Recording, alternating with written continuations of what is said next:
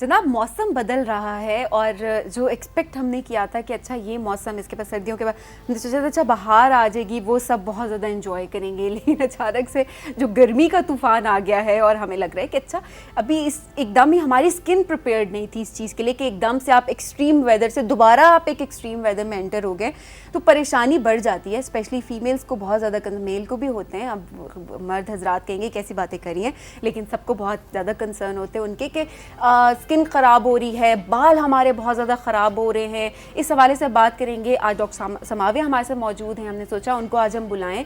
बहुत ही right time है ये कि हम उनसे ये सारी इन्फॉर्मेशन ले सकते हैं। अस्सलाम वालेकुम। कैसी हैं आप? मैं ठीक ठाक, आप? मैं बिल्कुल ठीक हूँ। डॉक्टर समाविया, पहले तो बताएं, जो मैंने मसले बताए आपके अपने साथ भी होते हैं? लोग अमूमन लोग कर रहे होते हैं ना, अच्छा डॉक्टर्स हैं, डॉक्टर्स को क्या होना है, ऑब्वियसली वो शुरू से ही अपनी रूटीन जो है, हेयर केयर या स्किन केयर रूटीन जो है वो पहले से फॉलो कर लेते होंगे, ऐसा है? एक्चुअली लोग समझते हैं कि हम ट्रीटमेंट्स ज़्यादा करवाते हैं, हम हाँ। लोग प्रिकॉशंस ज़्यादा लेते हैं। जिस तरह भी आपने कहा वेदर, तो सडन वेदर था, कोई भी प्रिपेयर्ड नहीं था, लेकिन आप लोगों को हमारे पास आना पड़ता है और हमें खुद ही देखना पड़ता है और हम क्विकली इस चीज़ को हैंडल कर लेते हैं as compare to normal public. और हम वेट कर रहे होते हैं कि कब एक मसला बढ़ेगा, उसके बाद हम डॉक्टर के पास जाएंगे। हाँ, जब प्रॉपर दाने निकलेंगे, वो सब अपने दाग छोड़ देंगे, कंप्लीट बाल गिरेंगे, तब हमने डॉक्टर को मिलना है। तो आप लोगों की तरफ से ये कोताही काफ़ी हो जाती है। अच्छा डॉक्टर साहिबा, अभी अगर देखें एकदम से, जिस तरह मैंने बताया कि एक एक्सट्रीम वेदर, उसके बाद बीच में कोई नॉर्मल वेदर हमें इतना ज़्यादा दिन देखने को नहीं मिला, दोबारा से एक एक्सट्रीम वेदर, गर्मी की तरफ हम बढ़ गए। इस दौरान किस तरह के पेशेंट्स आ रहे हैं? क्या सबसे पहले हम स्किन की अगर बात करें, हेयर को हम बाद में डिस्कस करते हैं, स्किन प्रॉब्लम्स कौन कौन से सामने आ रहे हैं? एक्चुअली जो नॉर्मल स्किन होती है उसको तो इतना नहीं प्रॉब्लम होता। जो एक्नी प्रोन होती है, ऑयली स्किन होती है, इस तरह के एक्सट्रीम वेदर में, क्योंकि विंटर्स में जिस तरह ऑयली स्किन होती है, दे फील वेरी गुड कि उनके एक्नी कम हो जाती है, ऑयलीनेस कम हो जाती है। जब एकदम एक्सट्रीम होता है तो उनके ब्रेकआउट्स हो जाते हैं। तो उन ब्रेकआउट्स का, सडन ब्रेकआउट्स होने की वजह से फिर उनको ओरल मेडिसिन पे जाना पड़ता है और प्रॉपर इलाज करवाना पड़ता है।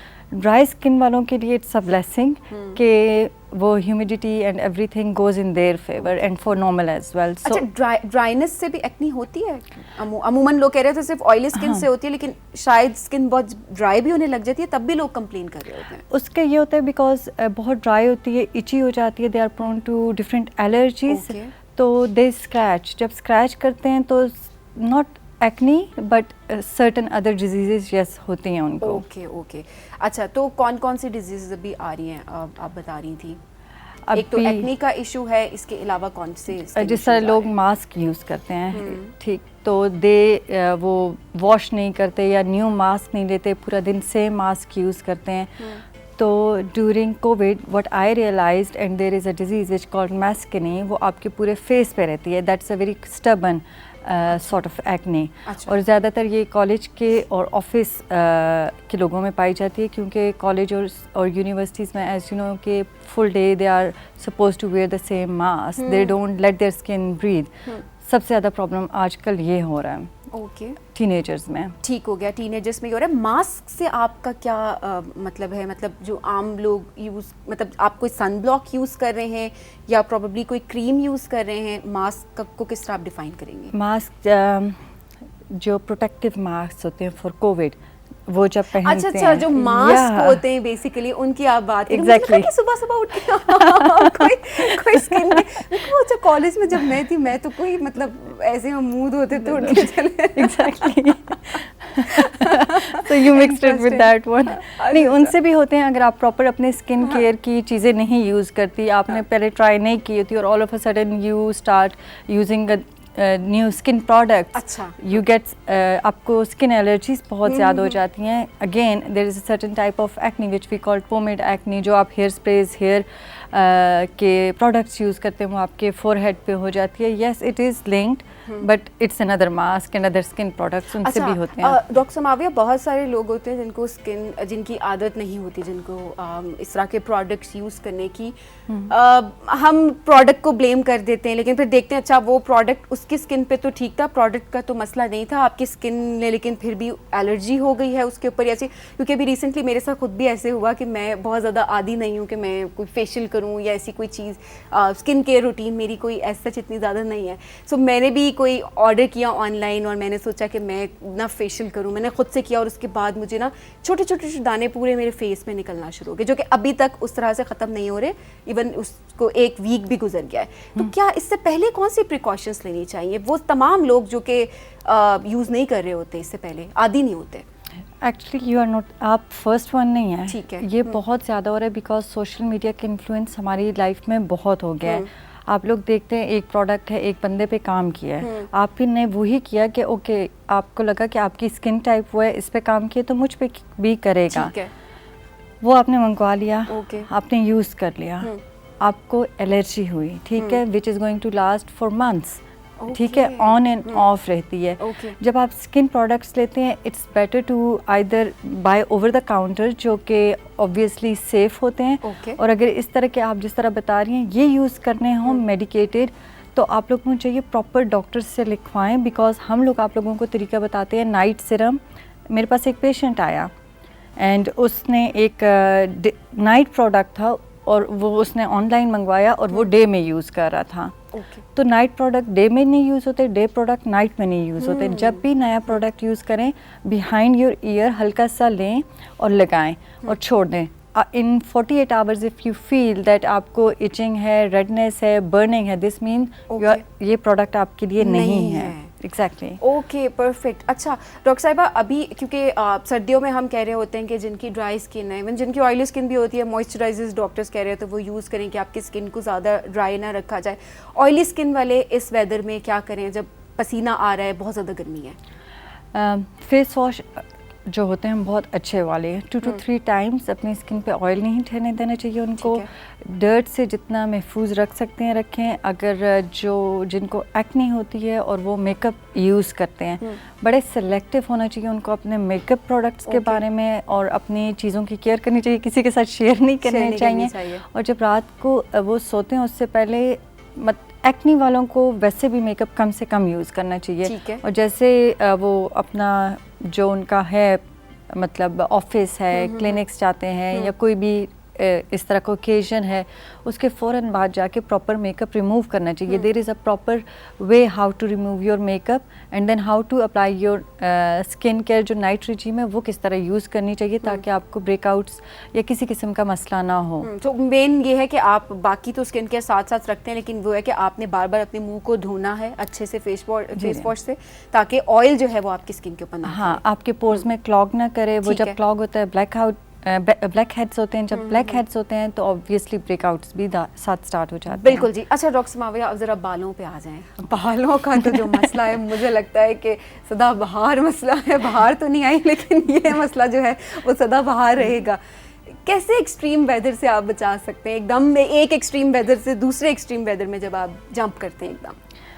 ऑलराइट, इसके लिए भी ऑब्वियसली प्रोडक्ट्स आर इम्पॉर्टेंट। ठीक है, आपके प्रोडक्ट सिलेक्शन क्या है? एक बंदा कहता है मैं पूरी ज़िंदगी this brand it's best and it is made in England, made in UK, या आप कहते हैं यूएसए। वो इस चीज़ पे बहुत ज़्यादा फोकस्ड होता है कि ये फॉरेन ब्रांड्स हैं, हम पे बहुत अच्छे काम करते हैं, या ये पूरी ज़िंदगी। इस तरह से नहीं होता। आपके हेयर, आपकी स्किन यूज टू हो जाती है टू सर्टेन प्रोडक्ट्स, तो हमें उस साइकिल को ब्रेक करना होता है। ठीक है। इट्स बेटर कि 6 मंथ्स का पीरियड देन थोड़ा सा डिसकंटिन्यू करें, then again you can continue that. High brand does not mean कि आपका हाई रिजल्ट्स हैं। इसका प्रॉपर अगर आप केयर करेंगे तो you will get the best results. And just the weather wise, July August are worst weather for hair, because humidity level आप देखें, हम लोगों के स्ट्रैंड्स बिल्कुल बंद होते हैं। सब फीमेल्स ने टाई अप किया होता है, मेल को भी समझ नहीं आ रही थी क्या करें। तो एग्जैक्टली जब हम ट्रीटमेंट्स भी करते हैं तो हम पेशेंट से बताते हैं कि नॉर्मली अगर आप समझते हैं कि जो स्प्रिंग होता है या ऑटम होता है दे आर बेस्ट, तो उसमें आपको वो चीज़ डिफरेंट है, आपका जून जुलाई डिफरेंट है, दिसंबर जनवरी डिफरेंट है। So it's a cycle. जिस तरह मौसम बदलते हैं, हमें इस तरह हेयर और स्किन के लिए भी चीज़ें बदलनी पड़ती हैं, अपनी रूटीन बदलनी पड़ती है, सेम नहीं रखना पड़ता। अच्छा, ये जो एक मुझे नहीं पता कि ये मिसकंसेप्शन, या आप ही बताएंगी कि एक्चुअली है क्या, मिथ तो नहीं है ये एक्चुअली, कि लोग कहते हैं कि हर महीने के बाद आपको शैम्पू चेंज कर देना चाहिए, चाहे सर्दियाँ और गर्मियाँ, मतलब ये रूटीन में होना चाहिए कि एक शैम्पू के आप आदी ना हो जाएं, किस हद तक बात ठीक है, कितने टाइम के बाद आपको शैम्पू चेंज कर लेना चाहिए अपना? In my practice, in my I think experience, 6 months minimum, 3 to 6 months। Okay, medicated है तो ऑब्वियसली उसमें अगर आपको किसी वजह से मेडिकेटेड शैम्पू दिया गया है कि हेयर फॉल क्यों हो रहा है, ठीक है, तो देन आप अपने डॉक्टर से बताएं कि समटाइम्स आपका स्कैल्प कम्प्लीटली ड्राई हो जाता है, कभी बहुत ऑयली हो जाता है, तो उन दोनों को किस तरह से मेंटेन करना होता है, बैलेंस्ड कैसे रखना होता है, तो उसका पीएच चेक करना होता है, क्योंकि सम आर क्वाइट एसिडिक, कुछ एल्कलाइन होते हैं, जिस तरह नॉर्मल लोग होते हैं they need proper pH balance shampoo. तो ये सारी चीज़ें हमें देखनी पड़ती हैं पेशेंट की। ठीक है। अच्छा, ये ड्राई स्किन, ऑयली स्किन और नॉर्मल स्किन तीनों के लिए सेम ही चीज़ है कि उन्होंने 3 to 6 months में अपना शैम्पू चेंज करना रिकमेंडेड है? एग्जैक्टली, क्योंकि जिनकी ऑयली स्किन होती है उनका ऑयली स्कैल्प होता है। ठीक है। और ऑयली स्कैल्प होता है तो ऑयली स्किन होती है, so scalp is a skin actually. अब अमूमन ना जब ड्राइनेस हो रही होती है, आपको लग रहा होता है कि आपके बाल जो रफ हो रहे हैं, ड्राई हो रहे हैं, ये कंप्लेन आ रही होती है सर्दियों में कि आप गर्म पानी का इस्तेमाल ज़्यादा कर रहे होते हैं प्रॉब्ली। लेकिन बहुत सारे लोग होते हैं उनका ये इशू गर्मियों में भी रहता है कि उनका स्कैल्प जो है कभी ऑयली हो रहा है, कभी ड्राई हो रहा है, जिससे उनके बालों का टेक्सचर ख़राब हो रहा है, साथ में बाल जो है उनके रफ रफ से हो रहे हैं। इसके लिए क्या करना चाहिए? गर्मियों में एक्चुअली ह्यूमिडिटी लेवल्स राइज कर जाते हैं, जैसे मैंने भी आपसे कहा जुलाई और अगस्त में in Islamabad, we are talking about Islamabad, उसमें आपका जो स्किन होती है, आपका स्कैल्प वो ऑयली होता है, आपके स्ट्रैंड ड्राई होते हैं, उसके लिए obviously you need a very good moisturiser. And in winters आपके जो स्कैल्प की स्किन होती है वो ड्राई होती है। ठीक है। अगेन इट्स द स्ट्रैंड जो कि वो सारा मसला कर रहे होते हैं, उनको हमने मैक्सिमम मॉइस्चराइज रखना है। कुछ लोग रात को सोते हैं, सुबह उठते हैं, उनकी स्किन उनके पिलो पे कंप्लीट ऑयल होते हैं, ऑयल होता है। हाँ, तो उनके लिए बाल भी होते हैं। एग्जैक्टली बाल हो तो फिर मसला आ जाता है, फिर हम कहते हैं चले अब ट्रीटमेंट स्टार्ट करें, बाल कैसे दैट्स एक्सट्रीम। या तो उसमें ये प्रॉब्लम हो जाता है कि आपको अगर देखते हैं रैंडम आपको फ्लोर्स पे नज़र आ रहे हैं, आपको अपने पिलो पे बाल नज़र आते हैं, आपको शोल्डर पे नज़र आते हैं, then you have to see your doctor. Absolutely आपने वेट नहीं करना, नहीं वेट करना, ये नहीं करना कि इतने से गिरे बाल तो अब वेट करें जब तक इतने नहीं गिर जाते उसके बाद हम डॉक्टर के पास जा रहे हैं। एग्जैक्टली। तो ये जो स्किन केयर रूटीन है, ये सर्दियाँ, गर्मियाँ, normal skin, dry skin, oily skin सबके लिए इंपॉर्टेंट होती है। ऐसा नहीं कि मेरी स्किन बहुत अच्छी है, मुझे किस चीज़ की जरूरत नहीं, आपकी स्किन फिर भी केयर मांग रही होती है। बहुत सारी और चीज़ें थी जो कि आज मुझे लगा कि ये बहुत एक डाइवर्स सा टॉपिक है, हम इस पर डिटेल में बात करें। डॉक्टर समाविया और भी बहुत कुछ जानेंगे, दिमाग में बहुत कुछ है, डिस्कस बहुत कुछ हुआ है, लेकिन हम जानेंगे अगले हमारे सेगमेंट में। Thank you so much. You welcome. अभी का जो मसला है फिलहाल का, वो आपने बहुत अच्छे से हल कर दिया हमारा। It's okay, have a good day. नाज़रीन, हम जाएंगे ब्रेक के जाने। ब्रेक से जब हम वापस आएंगे तो हमने जैसे कहा था कि 23 मार्च भी करीब है, तो हम चाहेंगे कि जो पाकिस्तान से मोहब्बत है उसको हम बरकरार रखें और आज हम उसको सेलिब्रेट भी करें। यहाँ पे मोइज़ हमें ज्वाइन करेंगे, एक बेहतरीन सिंगर है, उनसे हम सुनेंगे आज मिली नगमे, थोड़ा सा म्यूज़िक का समा बांधेंगे और पाकिस्तान से मोहब्बत को हम आगे बढ़ाएंगे। इस ब्रेक के बाद यह है राइजिंग पाकिस्तान।